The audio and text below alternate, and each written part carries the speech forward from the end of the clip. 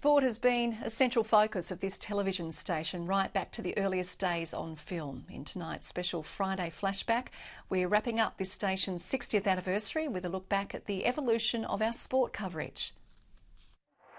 If you wind back the clock to the very start of TNT-9, you'll find, even then, sport claimed much of this station's focus. Our archive includes priceless footage extending back to long-gone events, such as the 3-day Examiner car trial and the old Tour of the North cycling race. Some events are still going. Here, the 1963 Burnie Gift, West Park's famous annual feature, which is still covered 60 years on.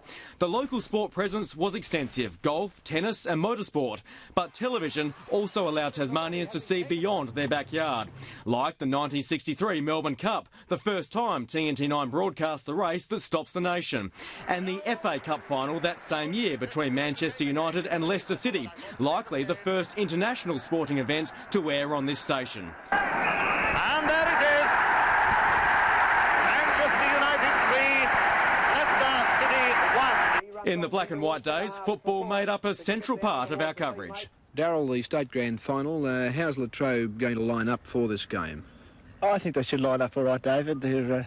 We've trained pretty well, and the boys are still holding their keenness, and I think they should do all right. State of Origin footy was huge, and no complaints from players despite the dumping of sand in the middle of the Oval when Tasmania played South Australia in 1965. But as the colour era came, so too did the sophistication of sports telecasts. And now I think we're due to cross to the Sydney Cricket Ground for today's direct telecast, the clash between Hawthorn and South Melbourne. And in the late 70s, Sports Review became must-watch viewing for the local fan, hosted each year by the affable Ray James. Welcome to Sports Review of 1978, and the year has been a big year of sport, and most of those major sporting events have been seen through the Channel 9 Sports Service. TNT-9 headquarters also hosted sporting events, like wood chopping in the car park. And there it is, the backmarker Rob Stewart from Westbury. And then there were the outside broadcasts, such as the ever-popular 6-day bike race.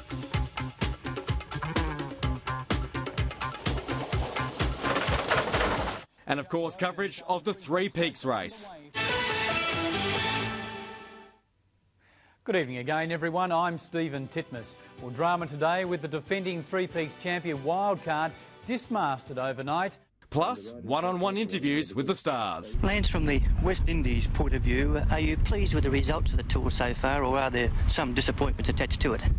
Well, there's a certain amount of disappointment due to the fact that Australia are, 2 up or 2 ahead of us. This will get us used to English wickets and adapt our batting style to the wickets over there.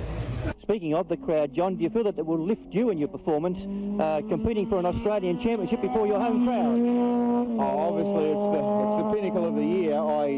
I missed out on the Formula One championship at Sandown through a puncture, so I badly want this one. Then I had a crash with the car. How bad was the crash with the car? Well, I cracked a bone in my little finger and tore some muscles in my back and in my shoulders. And for that week before the games, I wasn't going very good, but I just come up on the day. We have youth in our side, we have experience, the players are very keyed up.